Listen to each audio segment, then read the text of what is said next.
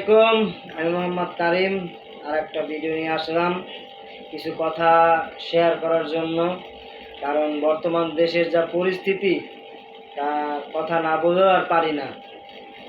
তো কিছুদিন পর পর বাংলাদেশের যা পরিস্থিতি হয় আপনার মানে কি যে বলবো, কিছুদিন আগে রাসেল বাইপার নিয়ে পুরা তুলপার, পরে প্রশ্ন ফাঁস, আবার ব্রাজিল আর্জেন্টিনা তো আছেই, আবার এখন আবার কোটা আন্দোলন, দুর্নীতি, বেনজির আহমেদ, আরও কত যে আছে বাংলাদেশে বলার বাইরে। এই দেশে কি বলবো, যুক্তির কথা বলা দরকার। পয়েন্টে আসি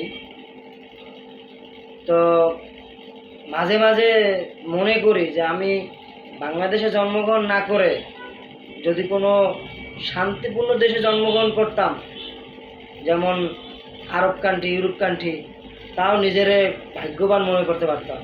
কারণ এই দেশে জন্মগ্রহণ করারই মানে ভুল হয়েছে। কী আর করার, আল্লাহ তাআলা যা ভালো মনে করছে তাই। কী আর করবো, বলারও এই দেশে বলারও কিছু নাই, আর ই করারও কিছু নাই। কারণ আপনি কিছু বলতেও পারবেন না, বা চুপ থাকতে পারবেন না। দেশের যা অবস্থা, যা পরিস্থিতি, মানুষ, সাধারণ মানুষ ভোগান্তিতে আছে। কি একটা অবস্থা দেশের ভিতরে, মানে কি যে বলবো।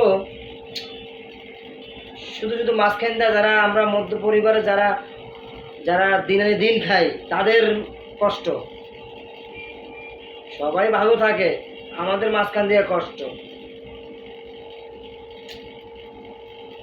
যদি আমার কথায় কোনো ভুল হয়ে থাকে তা ক্ষমার চোখে দেখবেন। আমি কারো ইঙ্গিত দিয়ে কথা বলি নাই, কারো উস্কানিমূলক কথা বলি নাই। দেশের যা পরিস্থিতি নিয়ে কথা বললাম কিছু।